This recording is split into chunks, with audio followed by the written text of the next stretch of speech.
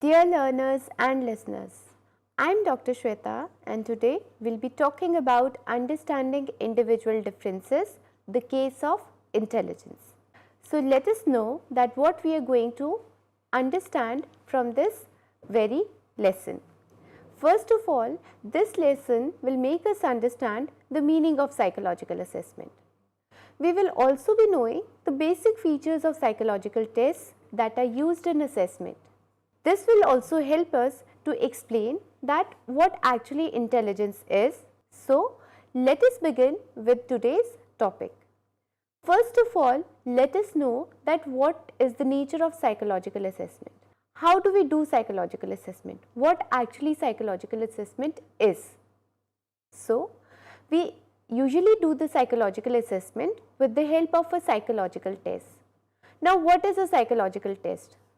A psychological test is a structured technique which is used to generate a carefully selected sample of behavior, which means that it is a planned technique in order to know about somebody's behavior.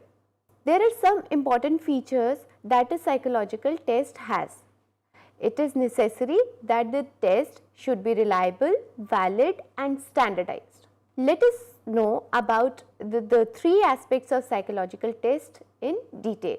First of all, let us know what is reliability of the test. A test is reliable if it measures something consistently.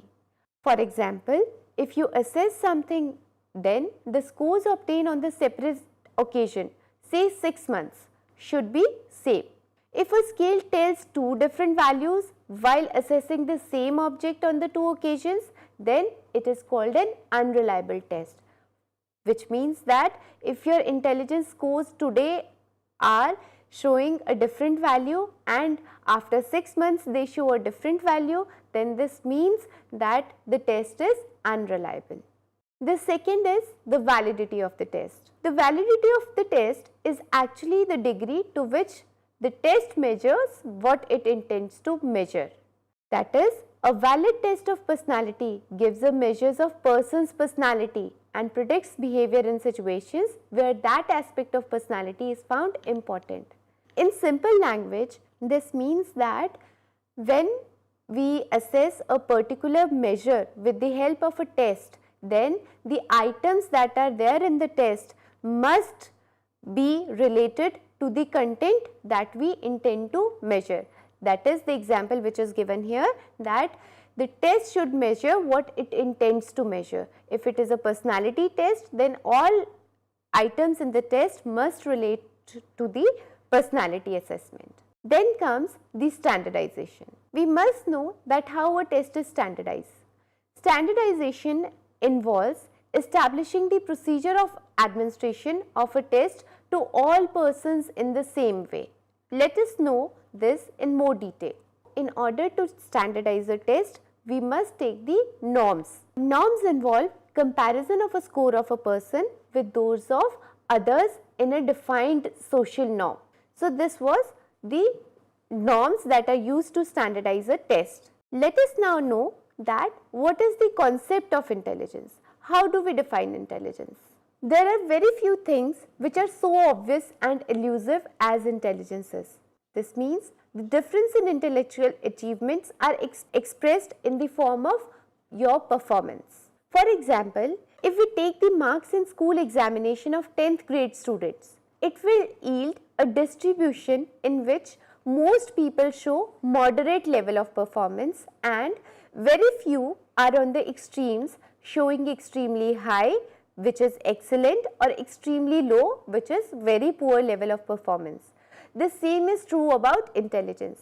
If you are looking at the curve which is there in the slide, then you must understand that the bell-shaped area means that most of the people will be falling in that bell-shaped area. That is, most of the people's score would be falling in that bell-shaped area. But few will be extremely high on intelligence and few will be extremely low on intelligence. So, when we talk about intelligence, then we must know that how do we define intelligence and what are the various IQ scores that we take. So, for example, the table clearly indicates that what is the IQ ranges. For example, if somebody's score on an intelligence test is 140 and above, then we would say that the individual is near genius or is actually a genius. If the scores on the intelligence test, that is the IQ score, if it comes around 130 to 139, then this means that the person is very superior. And likewise, we have given the various ranges to different levels of intelligence. Now, most of the researchers relate intelligence to the following broad classes of abilities. First is, what is intelligence? So, somebody would define intelligence as adapting to new situations and changing according to the situations. Another person would define intelligence as learning from your past experiences, and intelligence can also be defined as your ability to think abstractly using symbols and concepts. Now, we also must understand that what are the viewpoints on intelligence. Now, we must also know that what are the major viewpoints on intelligence. How do people define intelligence in their own terms? So, first of all, we will talk about the factorial viewpoint of intelligence. Let us understand what is this factorial viewpoint and who gave this factorial viewpoint. So, first is that intelligence is described as a general factor. Spearman was the propounder of this theory. According to Spearman, he proposed that we possess one general intelligence factor, and he named that general intelligence factor as G, and we have many other specific factors and we call them as S, which are specific to particular abilities. The G factor actually runs across all types of abilities, that is, the G factor actually is used in other specific abilities also, and it is expressed in the ability to understand the abstract relations. Then comes the multiple factors of intelligence, which is also a part of factorial intelligence, or how do we define intelligence in terms of factors. So, this multiple factor theory of intelligence was given by Thurston. Thurston proposed that intelligence actually consists of 7 factors, and he named those factors as verbal comprehension, word fluency, number, space, associative memory, perceptual speed, induction, or which you call as a general reasoning ability. Multiple factors of intelligence. Thurston developed a test of perceptual speed and induction, or the general reasoning. He developed a test of primary mental abilities, which is known as PMA, to measure the different factors that we just described. Now, the another theory which comes under the same thing is the structure of intellect. The structure of intellect model was proposed by Guilford. Guilford proposed this model which classifies intellectual traits along the main 3 dimensions, and those 3 dimensions are operations, contents and products. That is, how do we define intelligence? We define intelligence on the basis of operations, contents and products as per Guilford. Let us understand that what do we mean by operations, contents and products in detail.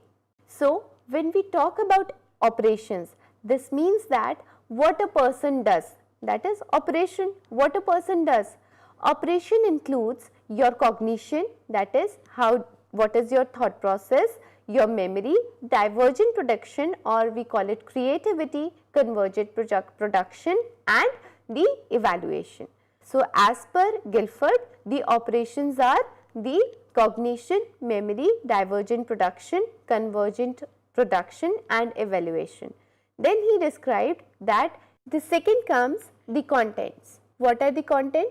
That is, this refers to the nature of material or information on which operations are performed. These includes visual, auditory, symbolic, for example, the letters, numbers, or semantic, which is the words, and behavioral and figural information about the person's behavior, attitude, needs, etc. Then comes the products, which refers to the form in which information is processed by a person. products are classified into units, classes, relations, systems, transformations and implications. To know more, I will just explain that how do you understand, how will you be able to understand the structure of intellect. For example, I give you a certain problem. Now, first of all, you need to do some operation on that problem. What is that operation? You might think about that problem. You might recollect from your memory about how you can solve it, or you might have a creative idea of solving it, or you might rely on the convergent production and evaluation. So, first of all, the thinking process which goes for the particular problem, that is operations. Then comes the content. You are doing that operation on a particular content. It may be a visual situation, it can be an auditory situation, it can be a number problem or anything else. And last come the products, that is when you do certain operation on some contents, then you come out with some products, and those are classified in terms of units, classes, relationship between different things, or transformations and implications. So, this is how we understand the structure of intellect model. So, it is clear that factorial viewpoint presents a view of intelligence in terms of trait organization. There is another viewpoint on intelligence also, like the next, which is related to cognitive science tradition, that is the information processing. Let us understand what is this concept. So, this defines intelligence as a process. As already said that this viewpoint is related to cognitive science tradition. In particular, it is related to the information processing model. That is, how do you process the information that comes from the outer environment. It traces the processes of acquisition, representation and use of information in undertaking the intellectual activities. So, the another theory that defines intelligence as a process is the triarchic theory. Triarchic theory was given by Robert Sternberg, and he analyzed intelligence in the three aspects. Those three aspects was your componential intelligence, experiential and the contextual. Let us understand this in detail. The componential aspect includes those processes which are employed by a person taking a test in responding to the items of standardized intelligence tests. Its constituents include metacomponents or higher order control process, performance component, acquisition component and transfer component. The second aspect, which is known as the experiential one, refers to the way people's mental world and the outer or external world are related to each other. It adds creativity to the notion of intelligence. In reality, a person's intelligence shapes his or her experiences. Also, the experience which one has influences intelligence. Then the third aspect, which is the contextual aspect. So, it refers to the way individuals share their environments and adapt to them, that is contextual. How do you adapt to the context and try to get maximum from the available resources. It is also called as the practical intelligence. In this, another comes the theory of multiple intelligences, and it was given by Howard Gardner. Howard Gardner was of the viewpoint that individuals possess 8 types of intelligence, which is linguistic, logical or mathematical, spatial, musical, bodily kinesthetic, interpersonal and natural. Now, let us also understand that how do we define intelligence in the non-cognitive domains. In the previous domain, we emphasized on defining intelligence in terms of rational and cognitive domain, but in recent years, many other aspects have been explored. One such aspect is wisdom.